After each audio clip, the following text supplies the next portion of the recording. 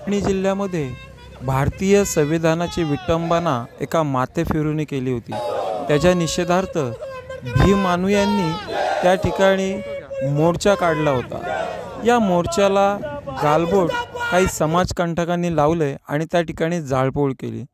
या प्रकरणी येथील पोलिसांनी आंबेडकरी जनतेवर लाठीचार्ज करून कोम्बिंग ऑपरेशन करून त्यांना जेलमध्ये टाकले। त्यामुळे जेलमध्ये असणाऱ्या सोमनाथ सूर्यवंशी जागीच मृत्यू झाला। त्याच्या निषेधार्थ संपूर्ण महाराष्ट्रामध्ये बंदची हाक देण्यात आली होती। त्याचे पडसाद 18 डिसेंबर रोजी कर्जत शहरामध्ये उमटताना दिसले। कर्जत शहरामध्ये भीम अनुयांनी रस्त्यावर उतरून या घटनेचा निषेध नोंदवला। त्याचबरोबर शहरामध्ये कडकडीत बंद देखील पाळण्यात आला होता।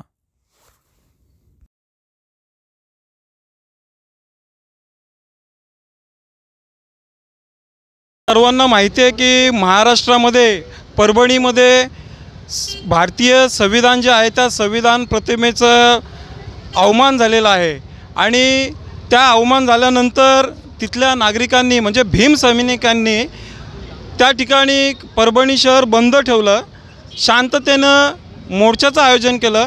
परंतु काही समाजकंटकांनी त्या मोर्चामध्ये जाऊन जाळपोळ केली आणि तो ठपका आंबेडकरी जनतेवर ठेवला आणि आंबेडकरी जनतेला कोम्बिंग ऑपरेशन करून त्यांच्यावर लाठीमार केला, त्यांना पोलीस कस्टडीमध्ये डांबलं आणि त्यानंतर त्या पोलीस कस्टडीमध्ये आपला एक भीम सैनिक जो सोमनाथ सूर्यवंशी आहे तो शहीद झालेला आहे आणि त्याच्या निषेधार्थ आज कर्जत बंदची हाक दिलेली आहे। आपल्याबरोबर आंबेडकरी तरुण या ठिकाणी उपस्थित, त्यांना आपण विचारूया आजच्या बंदमध्ये आपण कुठली भूमिका घेतात।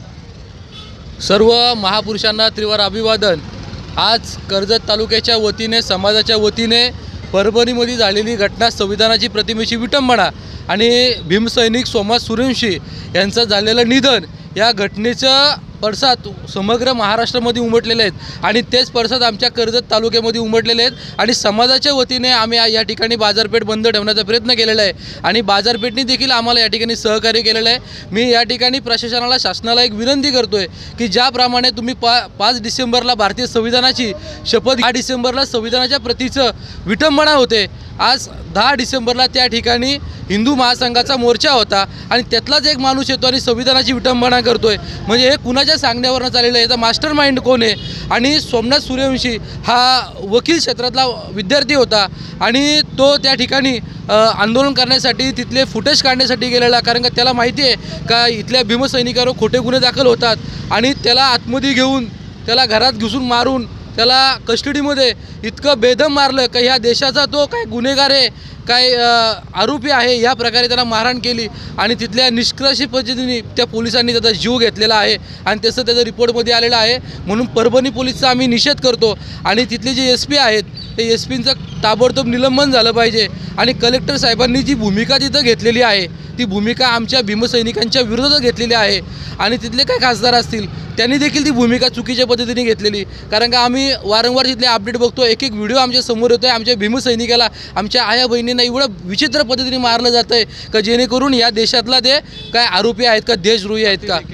या खऱ्या अर्थानं या देशाला जर वाचवणारं कोण असेल तर तो बौद्ध धर्म आहे, तो संविधान वाचवणारा हा बहुजन समाज आहे आणि त्या समाजाला मारणार आम्ही संविधानाला फॉलोअर्स आहोत आणि जर काय आम्ही संविधानाला मानणार नसेल तर या देशामध्ये या राज्यामध्ये जागोजागी भीमा कोरेगावसारखे पुतळे उभे राहिले असते, पण आम्ही संविधानाला मानणार आहोत। आम्ही शांततेने या ठिकाणी न्याय मागण्याचं काम करतोय आणि जर त्या कुटुंबाला न्याय मिळाला नाही तर पुन्हा एकदा ते आंदोलन समग्र महाराष्ट्रामध्ये छिडेल।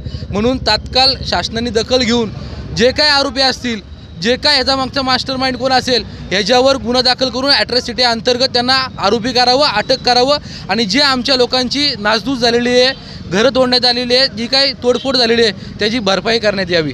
आपलं कर्जत न्यूज चॅनलला लाईक, शेअर आणि सबस्क्राईब करायला विसरू नका।